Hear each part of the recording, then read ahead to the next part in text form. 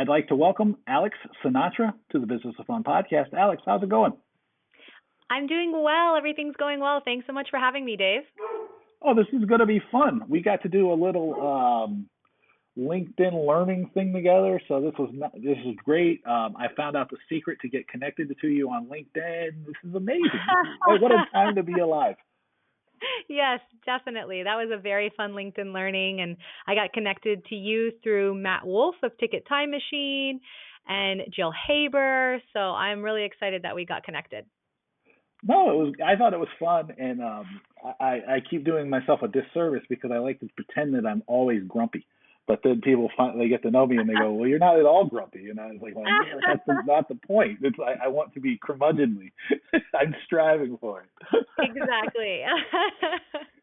Now this is gonna. I think this will be fun because as has happened a lot lately, is you spend a few minutes chatting with people before the podcast, and then you leave all these like great threads of conversations on the floor. But we got a lot of stuff here we can cover on. I think it will be fun, or at least you'll be fun. I'll be my normal grumpy self. But I want to start out by talking to you about some lessons learned during the pandemic because we're still right in the middle of the pandemic. You know, we were talking about before, there's a vaccine on the horizon, but for people who are in entertainment, sports, all these things, we're still a little bit away from being able to have people back at their venues. So I want people to understand what are some of the lessons you learned during this pandemic and how you coped with it. Yes, so there's a lot of lessons that I have learned. I'm sure so many of your listeners have learned a lot as well. In March of 2020, I was working for a professional sports team, and I was the in-house attorney. I handled all the marketing, the public relations, the community relations. I did a little bit of everything. I have a legal and marketing degree and a law license, and I was laid off. And it was quite surprising to me because I was, not to toot my own horn, but I was really great at what I did. And so it was really surprising, but I had always had multiple streams of revenue, multiple skill sets that I was cultivating. And so at that point, I was still working for USA Today as a side hustle, doing content curation for their NFL Wire sites, writing articles for them. So I was able to pivot and utilize the other skills that I had created, utilize my marketing degree. I started a podcast called Your Potential for Everything. I've written a book series called The Multi-Potentialites Guide. It's a companion book series to my podcast. And so I learned that it is extremely important to cultivate multiple skill sets so that when something like this happens or you get laid off, not due to the pandemic, just in general, you want to make some type of change, having those multiple sets of skills that are seemingly disparate but help you become the best version of yourself that you can be, that you're really going to kind of pad yourself from having any one terrible situation really overwhelm you in the employment world. And so for me, I love to diversify my revenue streams, but I love to diversify my skill set as well. And I kind of learned that it's really important to do that. And the pandemic has only emphasized that. Yeah, there's a podcast episode I did with a friend of mine, Colin Lewis, and he talked about being a T-shaped person or a pie-shaped person. I'm sorry, for like the 3.14 pi. Yes. And you're just reinforcing that, and I think it's great. And then you use that really awesome term, which somebody who another former podcast guest, Zoe Skaman, talked about being a magpie, which is like the same thing you were saying about being a generalist. What was the term you used again? It's called a multi-potentialite. It's another word for a jack or Jill of all trades or Renaissance person, a multi-potentialite. I like it. It's too complicated for me because I'm not as smart as you. But it's cool because we were talking. This is like another thing we were joking about before. It's like all of these things, all these skills that people have developed over the years, they're applicable in a lot of places, right? Like you have a business degree, a legal degree. I'm a much too highly educated marketer, but it works because now it's unbelievable, the credentials. But it helps because then you can see that there's a process involved, and that process can help give you security.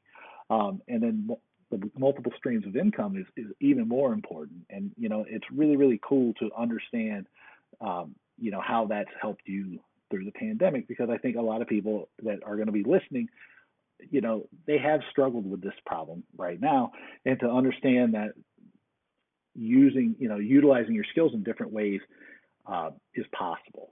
Mm-hmm. And I don't know if you have any tips for people to help them understand how to do that or not, but maybe you do, since you kind of have, you've made that kind of, I think, an important part of your career, if I'm not mistaken.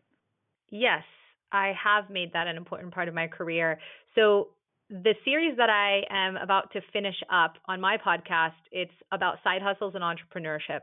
And the skills that I have learned, even just from hosting those episodes on the podcast, are amazing. So I have been doing side hustles or additional streams of income for quite a while now. I worked for USA Today starting in 2016 on their NFL Wire sites, and I've done a lot of different stuff for them. And I started that while I had a full-time job. And I knew that it was important to stay in the world of sport. So when I had that full-time job, I was working at a multinational staffing company as the second attorney in charge. I managed a team over in India, but I knew that I wanted to be in sports in some way. And so my mentor said, just try to figure out how to stay in sport. And I had written a paper on the NFL concussion suit back in law school. And I said, you know what, I'm just going to submit this to USA Today, their new NFL Wire sites, and just see if I'm able to land some type of position. And I was able to get it because he said, you have a phenomenal background. We can teach you how to be a journalist. We can teach you how to write about sports. We can't teach you to have your unique perspective, right? And so I was able to hold my full-time position and that side hustle at the same time. And when I left the full-time job, I was able to travel around the world for 9 weeks being supported on the side hustle money that I was getting from USA Today. And that really kind of instilled in me the importance of having side hustles, utilizing skills on the side. There are so many abilities to do that online, like Coursera or Learn. You're able to go and take free classes on things. And having a side hustle is a way to dip your toe into the entrepreneurial pond without really having extreme risk. And that's something that people should really consider, especially during this time. Some people are out of work completely. Starting a side hustle or learning a new skill is so imperative to you. And if you're able to talk to recruiters or talk to people that are interviewing you about the fact that you're taking a machine learning class online through Coursera, then they're going to say, wow, they're really trying to reinvent themselves. They've always done marketing, but now they're getting into machine learning and AI and all of this. Maybe we can have them help us with the new ticketing system that we're going to implement in our arenas next year, right? And having those additional skills is so important when you're trying to reinvent yourself.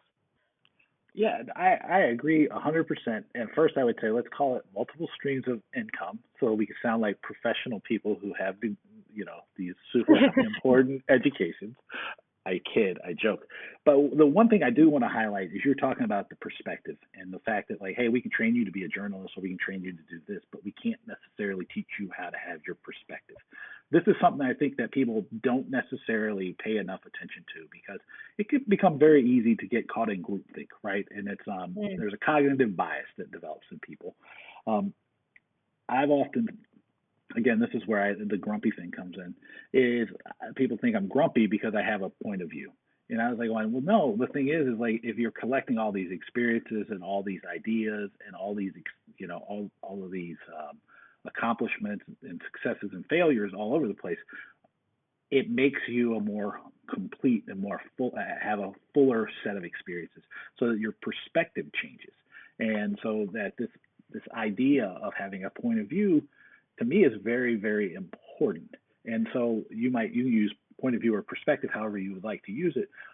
Can you tell me a little bit about, like, how you develop it, how you continue to develop it, and was it like a conscious thing, or was it just something that you sort of like woke up one day and like somebody pointed it out to you and you're like going, holy crap, I did not realize that I had been doing this the whole time? Yeah, it's very interesting when you've been looking at something the same way for a really long time, or you don't recognize that your skill set needs to be diversified because you've always been doing X the same way. So you and I were talking before we started recording. about that groupthink mentality and the we've always done it this way, so this is the way we're going to do it, and people not reinventing themselves during this time or reinventing themselves during this time or changing the systems and processes that they have to be more flexible. And then when the pandemic is over and we have a vaccine, just going back to what's always been done and not actually learning anything. So that's something that I could talk about all day, but you definitely need to understand how to reinvent yourself, understand why groupthink is not a great idea. Try to be the disruptor in your organization or in your own life. Kind of disrupt what you've always done and see what you can do to kind of make the changes going forward. I like to just look at myself as being incredibly contrary. That's how I look at it. It's a joke, sort of, because what I do know is that one of the people that I've learned a lot from over the years is Peter Drucker, and I will quote Peter Drucker things all the time. My wife will often call me from and say like, "Oh, I saw this thing where somebody was quoting Peter Drucker and it was absolutely wrong," and she'll be like, "Oh, I thought you would find that amusing." And but what one of the things that he said was that what most everybody knows is wrong. And I probably have the quote slightly off, but what it meant was that if everybody's going in one direction, you probably want to ask yourself, what's being missed by that, right? And that's what I see for a lot of people is a challenge, because it's very comforting to be a part of a group because it's psychologically that's what we've come from, right? We are, if evolution, right? Evolutionary science, humans are pack animals. You don't want to stand out, so you have to train yourself to be willing to ask, if everybody's looking at this idea or this challenge or this problem in one way, how can I look at it from the opposite direction to see what might be missed? And there's a tremendous amount of opportunity because we all have blind spots. And so being willing to ask the question of what is being missed here actually should be psychologically safer for people, because it helps, like, again, if we're talking about evolutionary science, we want to run away from danger. We want to avoid danger. So that's like to me, it's like the safest thing is to like figure out what's dangerous about going along with what everybody else is doing. And, and I don't know if that has anything at all to relate to how you developed your perspective, but for me, that's exactly where it came from. It was just like sort of a need to always protect myself from where momentum was taking me. Yes. In law school, they teach you to issue spot and to issue spot in a very proactive way. And so for me, I am almost always the person in an organization who is saying, okay, if we do X, what are the possible pitfalls in decision X or Y or Z? And let's look at what could potentially go wrong, and then let's plan for that, so that if something does go wrong, we've already planned for a contingency, or we have planned away what could go wrong, and then it only leaves for the things that we couldn't possibly ever have thought of. But that is not a very liked perspective. And at organizations, You don't say. Tell me more. You're considered abrasive, argumentative, not a team player, right? These are all things that people have said to me simply because I was proactive and I spotted the issues.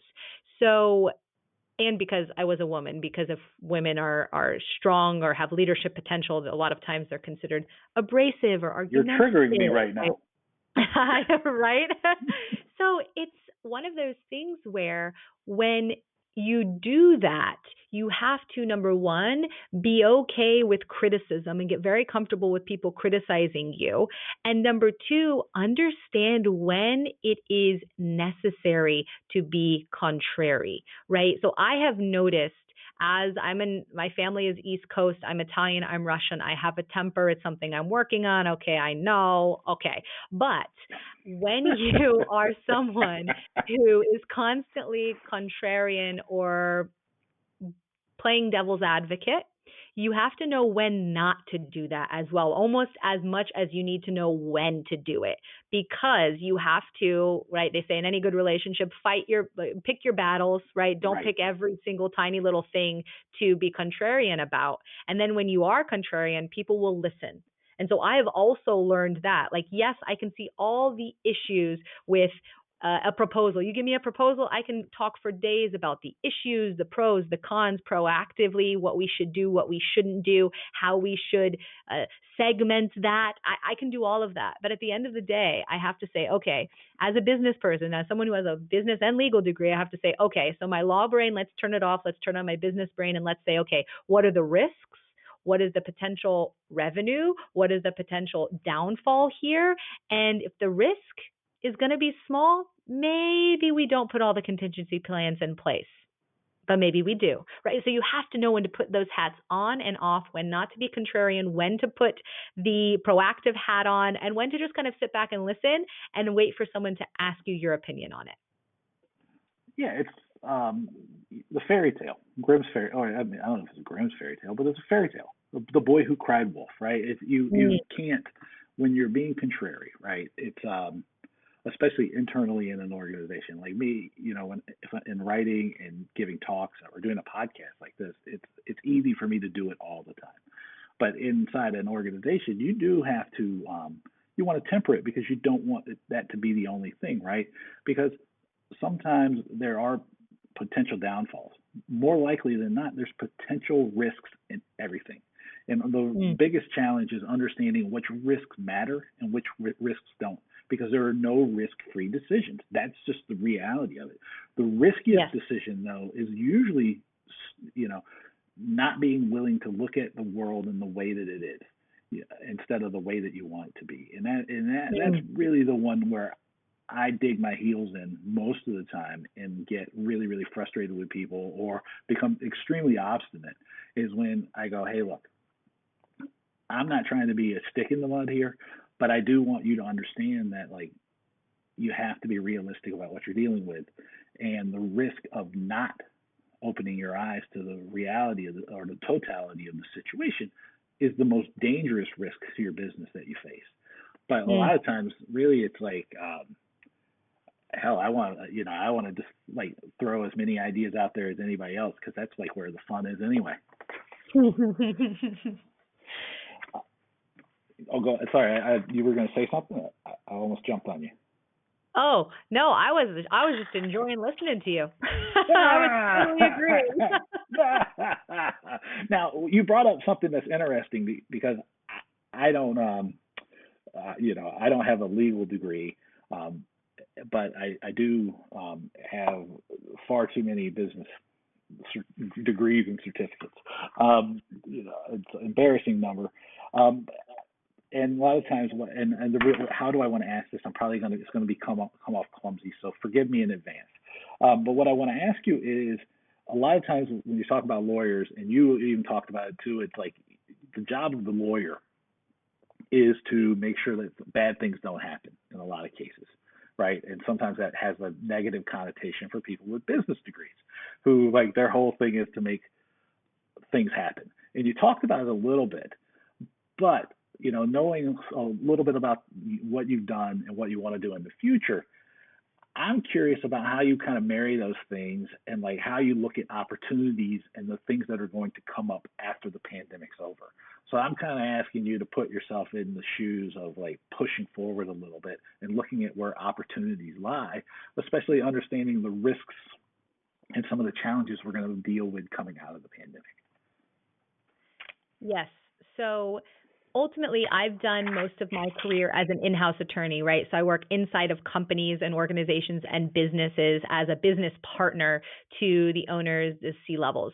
And I'm able to utilize my business and my legal degree doing that. And so what I have noticed is that in order for me to be an effective in-house counsel, I have to understand what the goals of the business are, right? And then I can determine what risks, like you said, what risks are important, what risks I should get rid of to the most extent that I can. And coming out of the pandemic, I see a lot of businesses and companies not recognizing the value of flexibility, and a lot of attorneys not recognizing the value of flexibility. And what I mean by that is the work from home life. So I have been doing work from home since 2016 for USA Today, and I have had other full-time positions during that time where I worked in an office. But flexibility is something that has been seen as a little risky, right? Are our employees going to be working the right amount that they should be working? Are they going to take advantage? What is the face to face is so important, and you can't possibly build a good culture or a good work environment without face to face. And I have seen the exact opposite at USA Today. USA Today, the NFL wire sites that I work for, I have not met any of the current people that I work with in person. We barely have any Zooms, anything like that. We're completely virtual, and we have such a community of people who love working for each other. We love talking about sports. We love supporting each other. And if we didn't have that flexibility to work from home, number one, the NFL wire sites wouldn't even be an organization. USA Today wouldn't have the NFL wire sites as part of its sports media group, because we are from all across the United States and at one point all across the world. And so the flexibility that I have been afforded has engendered me to USA Today. I really want to do my best all the time. I'm constantly talking positively about my employer because I love that flexibility and the ability to kind of do what I want to do when I want to do it. And I don't shirk my responsibilities, right? And so these companies and these, especially like entertainment organizations, sports organizations, law firms, big multinationals, if they don't have that flexibility coming out of the pandemic, then their employees might start not liking them and start leaving positions because they're not able to bring that flexibility into the non-pandemic age. What I want to see from the whole world, this is the whole world. This is if Dave had a magic wand. Is I would like to see. Actually, I don't. Actually, I take that back. I'm gonna strike this all from the record. I'm not. I'm gonna leave it in, but I'm striking it from the record. Is I would like to see everybody manage based on results and impact and not on tasks. But I don't. But I don't want to. I don't want that to happen because then it would it would probably cut into my my business. But no. So let's leave that out. We're cutting it out. No, all kidding aside, it's really, you have to be willing to manage people and give people flexibility and the creativity allowed to achieve impact, not activity. And yes. So many of the industries that you're talking about, and not USA Today, obviously, but some of the other industries that you mentioned in professional services is just as bad. A lot of ad agencies, sports teams, law firms, all these things, they have a tendency to only judge things by like the billable hour or the phone call made or the content created or whatever. And those are all awful ways of measuring things because they feed into that glut of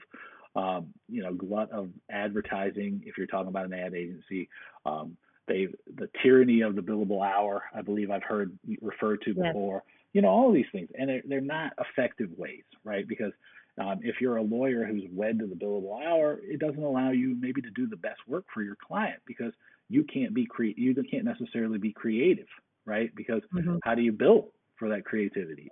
If you're a consultant, your billing is tied up in necessarily how long you stay around, not how much of an impact you have. And that's not the way it works with me, by the way. But don't tell anybody. That's But I mean, it's really like it's important what you're talking about. It's like that flexibility is such a key attribute of everything going forward. And you do have to trust the people, right? You have to trust that you hired the right people. And I think I'm hopeful that this extended time away from an office setting maybe broke the back of some of the micromanaging. Though seeing some of the stories about some of the technologies, maybe I'm too optimistic in that regard.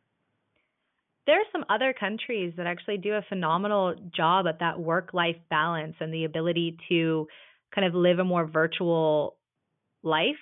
So, for instance, in Denmark, even before the pandemic, it was very normal and expected for people to leave the office to pick up their kids from school, even attorneys across industries, right? You'd maybe leave at 2, you go pick up your kid, make food for them, go home, finish up work calls and things at the house. Maybe not even go back into the office. It was very normal before the pandemic and has increased even more now. What? It's a wonderful place, Denmark. It, yes, and they also, you would, so in the United States, at least in the legal industry and a lot of other industries as well, you're not supposed to leave before the boss leaves. If you're not one of the last ones leaving the office, then you are someone who is lazy and you're not committed to your job, right? All of these terrible things. In Denmark, it's the opposite. If you're not able to get your work done within the specified normal working hours, then you might have a sit down with your employer who says, listen, is the workload too much for you? Are you not able to use your time effectively? It's not seen as a badge of honor like it is in the United States. It's kind of seen as you're being a terrible employee and you need to stop overworking yourself because that's bad. That's making So you a worse employee. exactly. And so being able to have businesses in the United States and abroad kind of adopt a more digital nomad type lifestyle. Digital nomad is someone that is able to work from multiple places on a computer, doing your job that way. And yes, there are certain industries where that's really not going to work, right? But if you do most of your work online, then having these companies allow you to do more of that work from anywhere lifestyle, at least with the millennial generation and the generation that's coming up behind the millennials, we really want that flexibility, not because we're lazy, but because we also value our lives, our personal lives, right? And I think that that's something over the decades that has kind of been erased, right? Like you are what you do. And if you lose your job, then you are not a whole person and there's something wrong with you. And I think that's why we see a lot of people right now who have been out of work due to the pandemic really struggling with their identity as people. We see a lot of mental health issues arising as well because people are so ingrained that what they do and their title is who they are as a person. And that is not true. And we really have to get away from that. And hopefully going forward, companies recognize that their employees are people with lives and that giving them flexibility is not going to be a negative. It's going to be a positive, and it's really going to make the loyalty of those employees to those companies even greater because they appreciate them as people. Oh yeah, so I live in Washington D.C. So you obviously have been put some kind of spyware on my computer for when I was out and about in the before times, because really like everybody's self-image is tied up not just in what their title is or any of that stuff, but who they work for, right? Because obviously it's tied to the government, which is extremely unhealthy. And my joke is always like, well, I'm my son's dad. That's my job. Which really is the most important job. Yes. And like it just often goes over people's heads that like I don't work for the government. That like I won't really tell you exactly what anything. I go because it doesn't matter. Being being me is great. Like doing all the crazy things I get to do is awesome, but it's not like I could go do something else too. It would like not necessarily. I'm not that wed in that, and it's a very unhealthy attitude. And again, like I told you before, I have my ego is totally healthy or even unhealthily large, but I'm not I'm not overwhelmed by it. And I think that I'm hopeful that one of the changes that comes out of the pandemic is that people do have a gain a healthier understanding of that and the need to develop their skills and develop the way they work in a way that allows them to be more completely human. Because yes. I think, the primary audience for this podcast still is people who have worked or still work in the live entertainment industry, marketing and selling experiences and tickets. And I'm certain, if not absolutely certain, that everybody has suffered.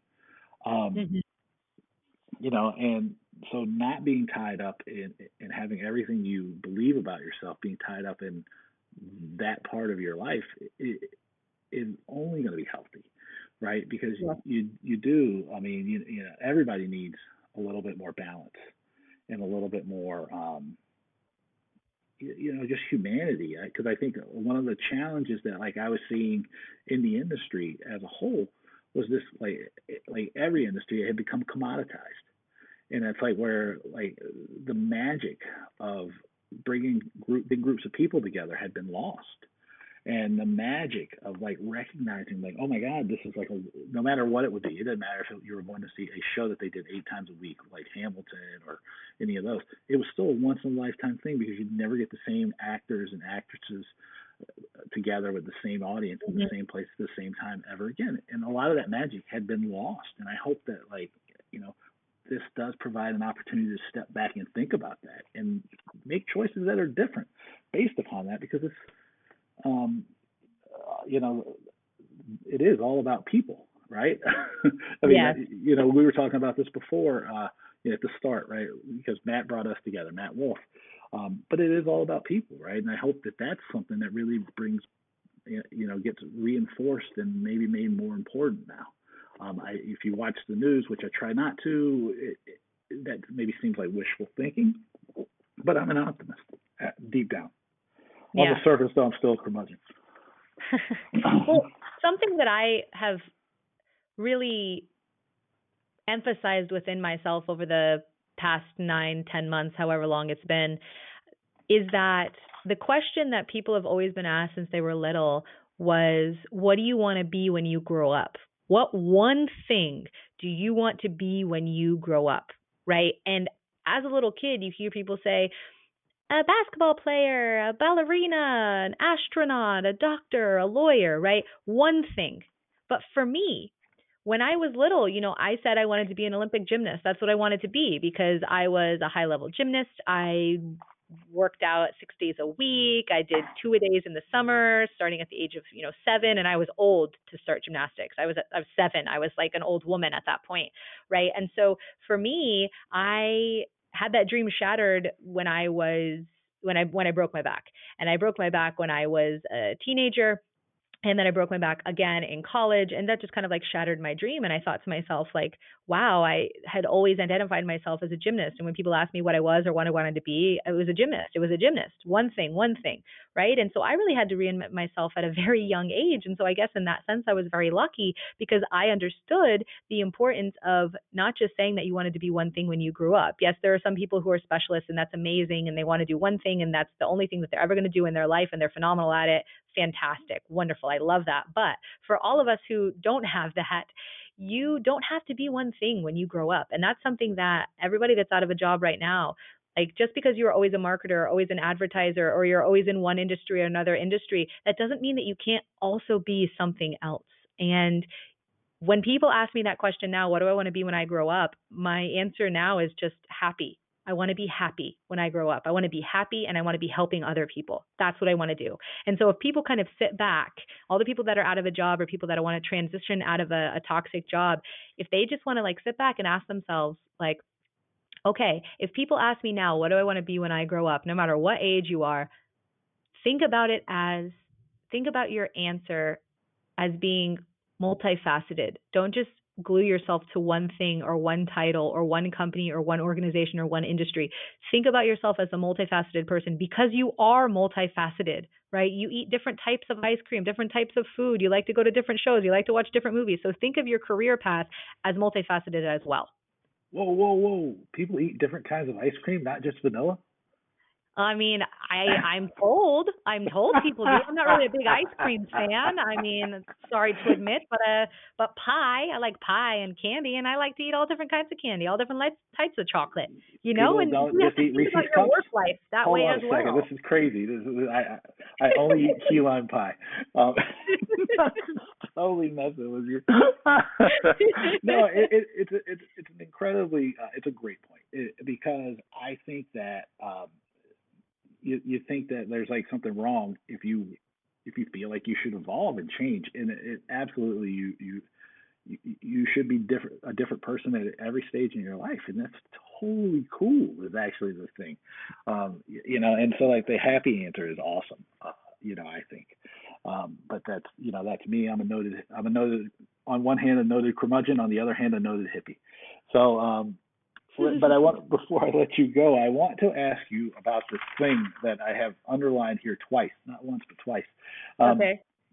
It's the eSports Trade Association. Now, Yes. this isn't obviously not the last episode of the podcast I'm ever going to do, because what fun would that be? Um, but I started the podcast out by interviewing the CEO of an esports uh, organization, Team Dignitas, Michael Prendyville. And so, like, now you are on the Esports Trade Association, and you are on the what is it, you're head of the legal services Legal committee. and governance committee, and I sit on the board There of we directors. go. Yes. Yeah. So one of the things that I found interesting, and this is because I was talking to you, so I'm going to steal your idea now, lovingly, Okay. of course, and I'm admitting to it. Um, is that, like, in the time since the pandemic started, esports has been pretty good about not losing a lot of revenue, and they have been pretty good about educating their audience and their fans about ways to stay engaged, ways to continue to support the teams. They've done a really great job of handling the pandemic.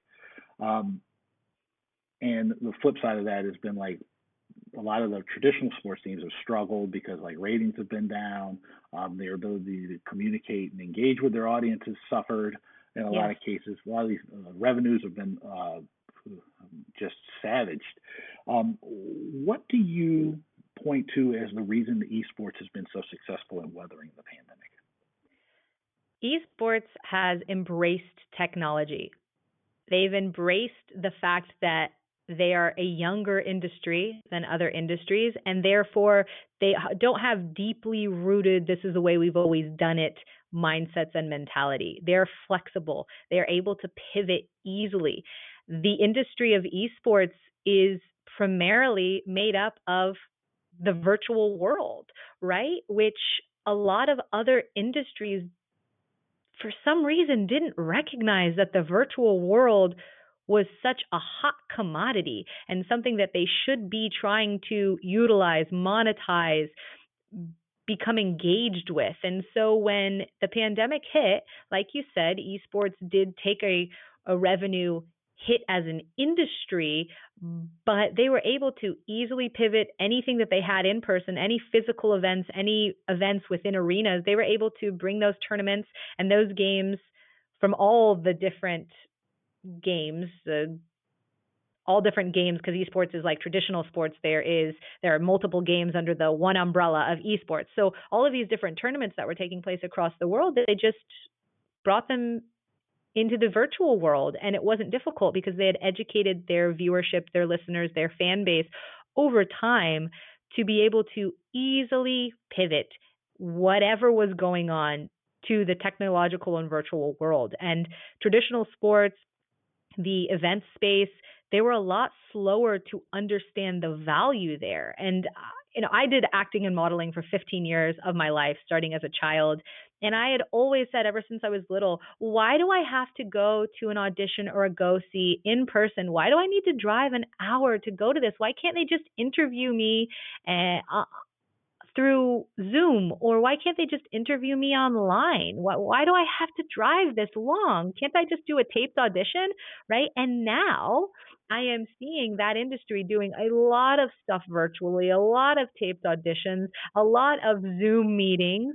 And I just thought to myself, wow, this could have been implemented 15 years ago when we had the technology before, and all these other industries didn't do it, specifically traditional sports industries and event spaces. They just didn't utilize that virtual community, but esports has been doing it for a while, so pivoting to all virtual wasn't a big deal.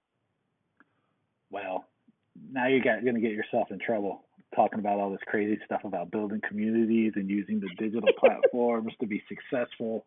I know it's crazy, isn't it?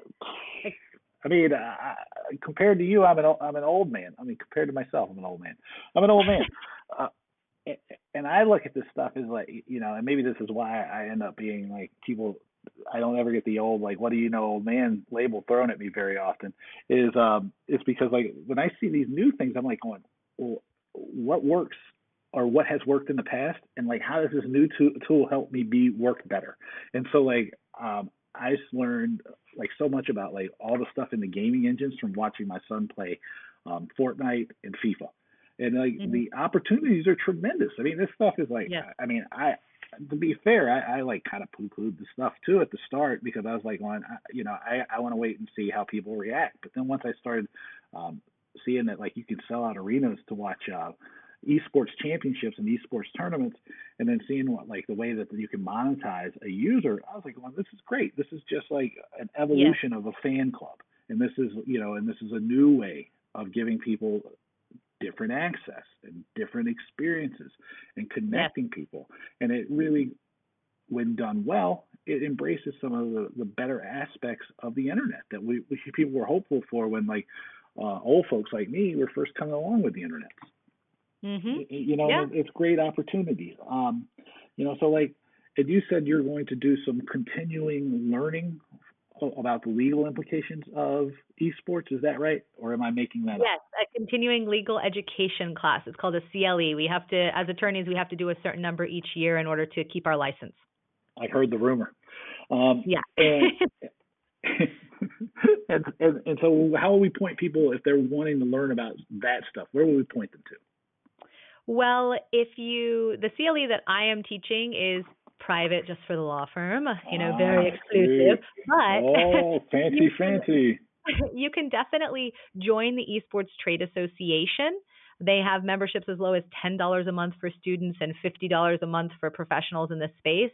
And there are constantly virtual conferences that are taking place, webinars that are taking places, Netflix, wow, obviously I'm tired, networking events, and all of these different opportunities as a member of the Esports Trade Association. Like I said, I sit on the board, and we're constantly educating people in the space who are newcomers, but also individuals who have been in the industry for a while, and we're trying to make the Wild West of esports a little more understood by those outside of the industry, but also trying to make sure that there is some type of continuity within this space so that players and teams and leagues are not taking advantage of each other or people internally or people externally. And so, if you really want to learn about the Esports Trade Association or esports in general, you should definitely become a member. If you're in the esports community, you should definitely join as well, because we are definitely trying to create additional streams of revenue for those people that are in the esports industry. So definitely take a look and check us out. No, it's great. And I think we covered a lot, don't you? Yeah, definitely. This was Oh, awesome. I so feel like now I was where do learning from myself. I love it.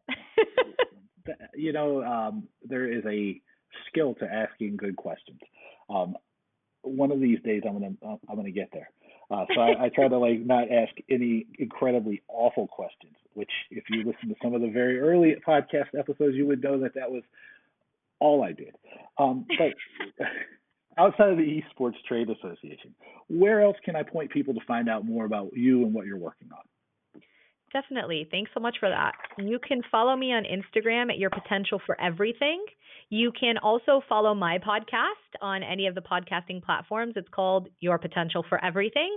And I also have the book series that I have been writing called The Multi-Potentialites Guide. I have one on networking in the virtual age. I have a book on working from home, and I have a book on side hustles and entrepreneurship and how to get started. You can find them on Amazon. You can also find them on my Instagram at Your Potential for Everything. I have all of I have a contract shop where I write out NDAs and all the different things that people might need, resignation letters, all of that.